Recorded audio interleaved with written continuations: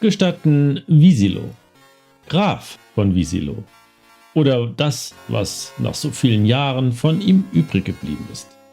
Ich bin heute hier, um mit euch einen detaillierteren Blick auf das Spiel Defender of the Crown zu werfen.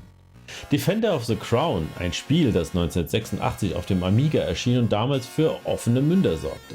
Viele erinnern sich an die beeindruckende Grafik, die detailreichen Zwischensequenzen und die epische Stimmung. Doch genau darum geht es in diesem Video nicht. Wir schauen hinter die glänzenden Fassade und konzentrieren uns ausschließlich auf das Gameplay. Denn die entscheidende Frage lautet, welche Version spielt sich am besten? Dafür nehmen wir die drei wichtigsten Fassungen unter die Lupe: Amiga, C64 und den Atari ST. Und wir vergleichen drei zentrale Bereiche: die Strategie auf der Landkarte, die Minispiele wie Turniere, Schwertkämpfe und Belagerung und die Schwierigkeitsgrade samt Balancing. Also, sattelt die Pferde! Wir starten mit dem Herzstück des Spiels, der Strategie.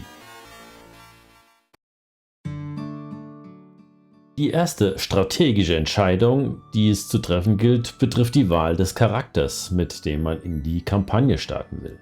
Wilfred of Ivanhoe, ein Allrounder, ausgeglichene Werte, gut für Einsteiger. Er kommt in der C64-Version am besten weg von den Fähigkeiten. Cedric of Rotherwood, sehr gut in Turnieren beim C64, bei Amiga und Atari ST ist er nur gut. Dafür hat er dort klar als General die stärksten Werte, wohin er in der C64-Version nur durchschnittlich wegkommt. Geoffrey Longsword, in allen Versionen ist er der stärkste bei Raubzügen und beim Rettung entführter Damen. Klare Schwäche als General. Wulfric the Wild, ein Charakter mit Ecken und Kanten, in der Amiga und Atari ST-Version klar der beste für Turniere, in der C64-Version hingegen der Charakter mit dem höchsten Schwierigkeitsgrad für das Spiel. Spielentscheidend ist diese Wahl nicht, aber vor allem beim Schwertkampf und beim Turnier zeigen sich klare Vor- und Nachteile im Spiel.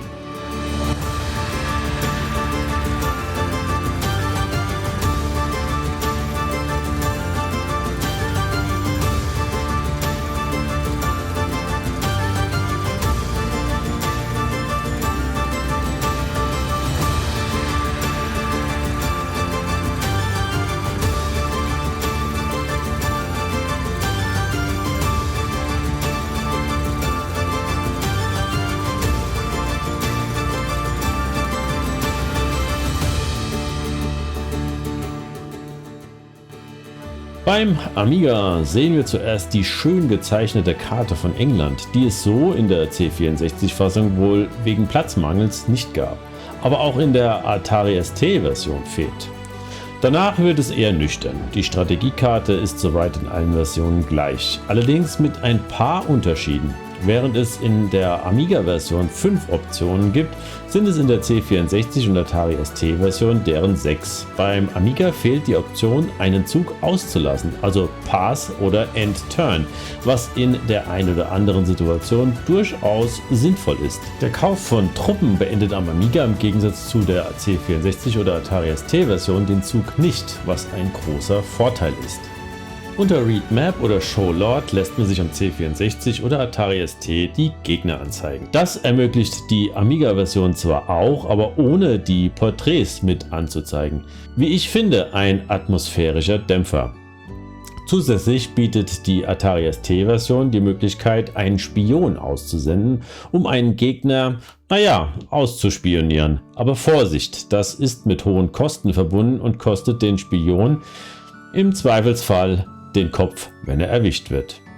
Ein weiterer Unterschied ist das Durchschreiten von Ländereien der verbündeten Sachsen-Lords. Solange man nicht im Krieg mit einem der beiden Lords ist, kann man mit seiner Armee deren Ländereien durchqueren.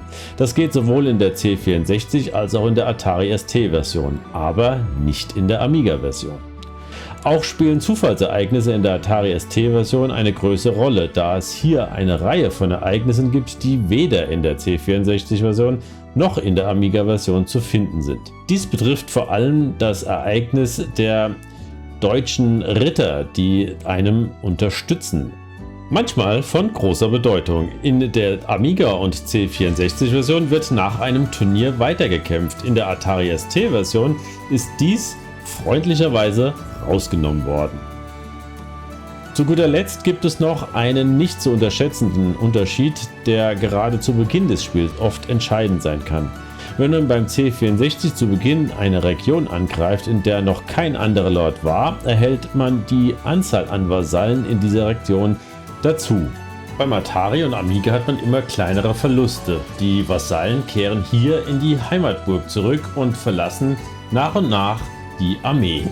Insgesamt zeigt sich hier deutlich, dass die C64 und die Atari ST-Version am ausgereiftesten sind, was den strategischen Teil angeht.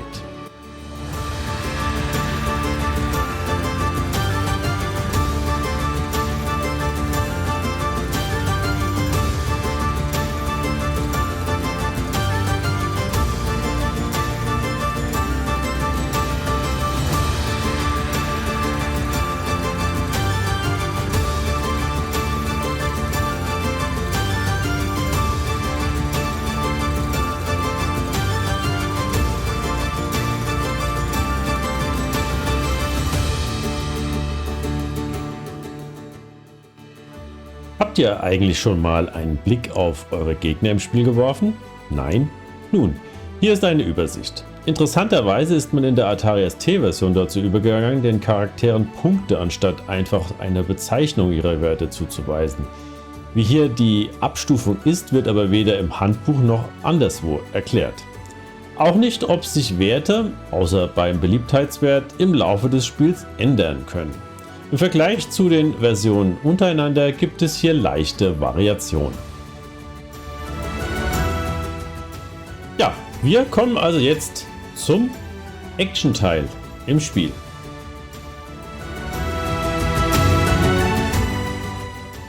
Hier hat uns Cinemaware im Prinzip 4 kleine Minigames spendiert. Der Tjost, den Schwertkampf, die Belagerung und die Schlacht. Jedes der Spiele ist in allen Versionen enthalten, aber auch hier mit kleinen, aber feinen Unterschieden. Schauen wir uns zuerst den Tjost an.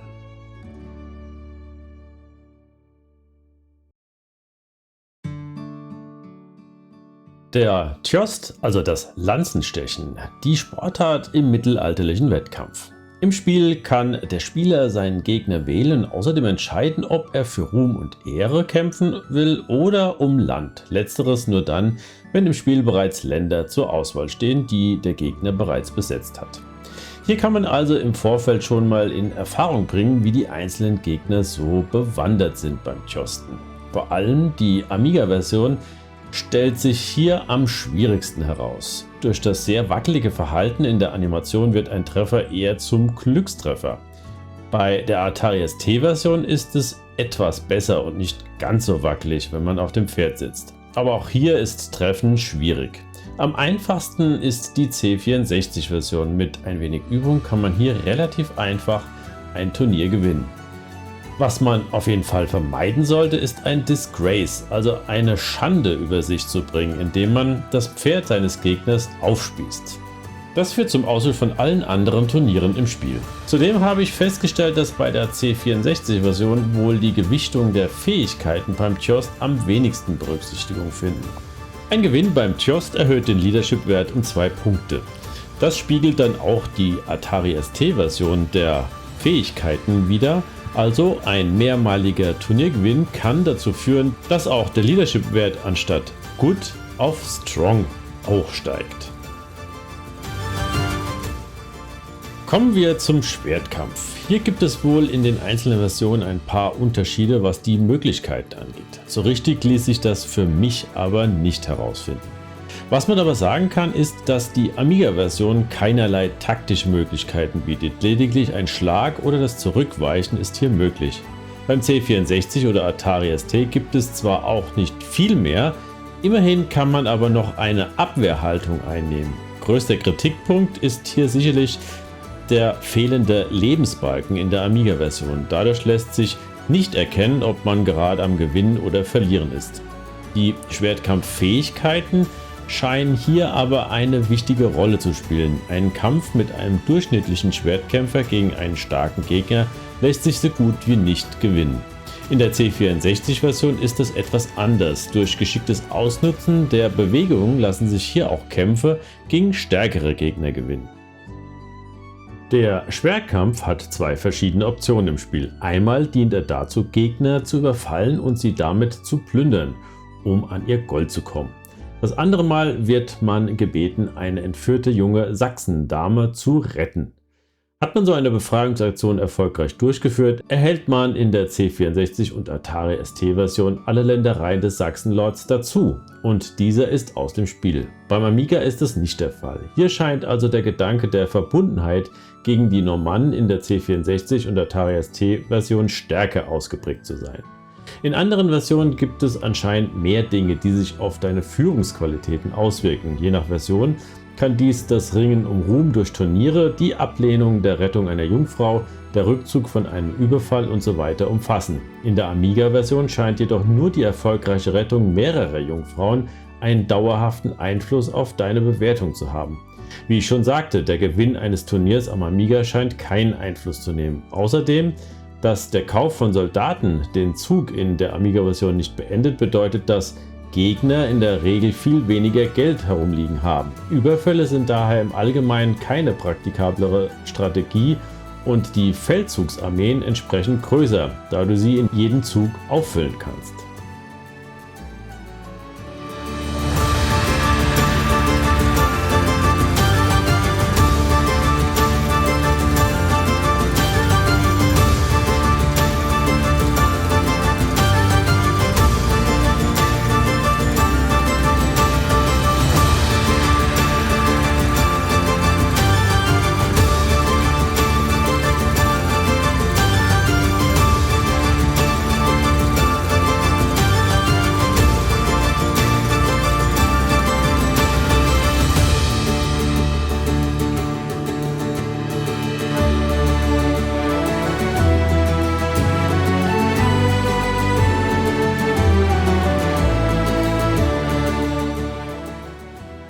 Kommen wir zum nächsten Thema, der Belagerung.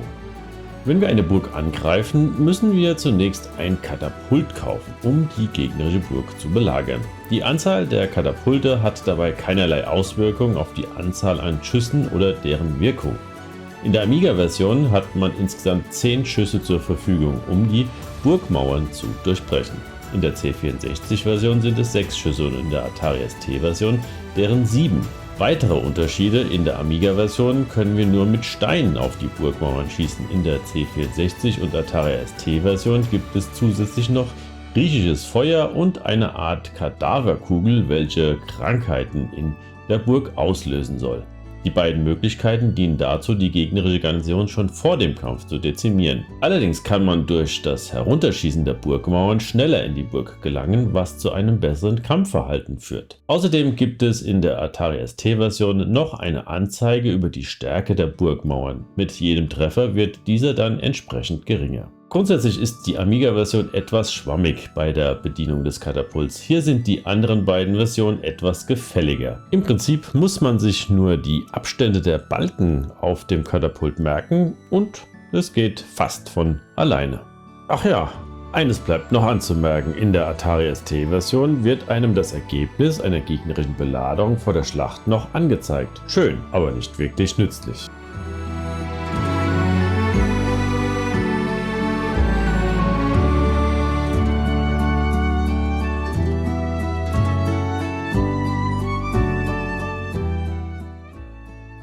Als letztes werfen wir einen Blick auf den Schlachtbildschirm. Dieser erscheint immer dann, wenn wir eine gegnerische Armee angreifen oder nach einer Burgbelagerung. Die Armee kann aus einfachen Soldaten, Rittern und Katapulten bestehen. Lediglich bei der C64-Version wird eine Gewichtung angegeben, also wie viele Soldaten eine Figur auf dem Bildschirm entsprechen. Unterschiede gibt es dahingehend, dass in der Amiga-Version lediglich Soldaten und Ritter kämpfen können, keine Katapulte. In der C64 und Atari ST-Version können auch Katapulte in die Schlacht geführt werden, was dazu führt, dass dementsprechend mehr Kampfoptionen zur Verfügung stehen. Hier spielt auch die Anzahl an Katapulten in der Schlacht eine Rolle.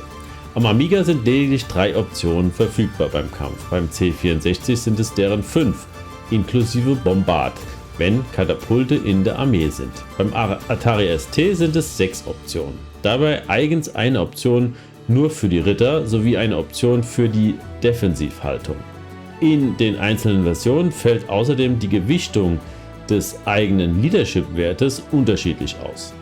Robins Unterstützung variiert auch in den einzelnen Versionen etwas. Einmal stellt er nur Soldaten zur Verfügung, bei anderen Versionen eliminiert er einige der feindlichen Truppen vor der Schlacht. Auch der Angriff der Heimatburg fällt in der C64 oder Atari ST Version viel aggressiver aus, insbesondere wenn diese schwach verteidigt ist. Ihre sächsischen Verbündeten werden auch nicht zögern, sie zu verraten, wenn sie eine Gelegenheit sehen, ihre Heimatburg einzunehmen. Qualitativ sticht die Atari ST und C64 Version grafisch hervor. Hier wird der Amiga sehr minimalistisch dargestellt, was sehr schade ist, da es zur Immersion natürlich beiträgt. Im Ergebnis lässt sich sagen, dass die C64 und Atari ST Version weitaus ausgereifter daherkommen.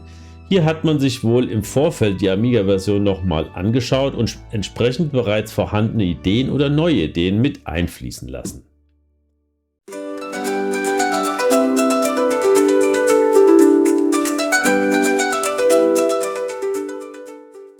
Zum Abschluss dieses Vergleichs möchte ich noch auf das Ende des Spiels eingehen. Je nachdem, wo man am Anfang seine Heimatburg hat, die Sachsen sind immer im Norden der Karte, die Normannen immer im Süden, steht man unterschiedlichen taktischen Herausforderungen gegenüber.